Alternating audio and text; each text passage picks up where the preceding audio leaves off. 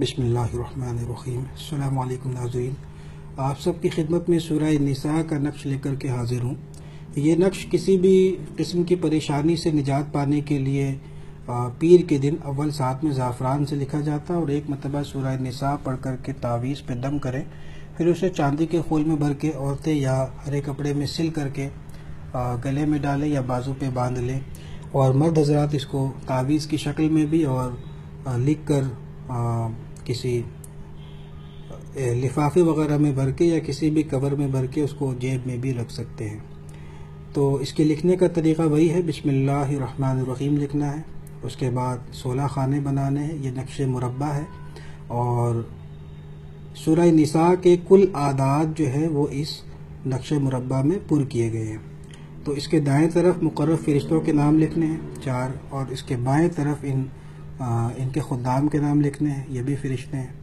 और इसके बाद नक्श बनना, पहले खाने में 2,84,815, दूसरे खाने में 2,84,816, तीसरे खाने में 2,84,817, चौथे खाने में 2,84,818, पाँचवें खाने में 2,84,820, छठे खाने में 2,84,821 और सातवें खाने में 2,84,822, आठवें खाने में 2,84,823, नवें खाने में 2,84,824, 10वें खाने में 2,84,825, 11वें खाने में 2,84,826, 12वें खाने में 2,84,827, 13वें खाने में 2,84,828, 14वें खाने में 2,84,829, 15वें खाने में 2,84,830 और 16वें खाने में 2,84,831।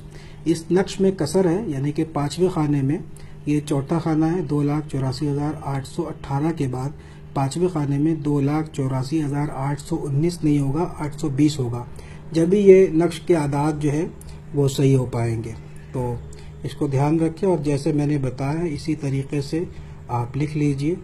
ख़ुद आप अपने लिए लिख सकते हैं। अल्लाह ताला फजल फरमाए और मेरे लिए दुआ करें। अस्सलामु अलैकुम वरहमतुल्लाहि ताला व बरकातहू।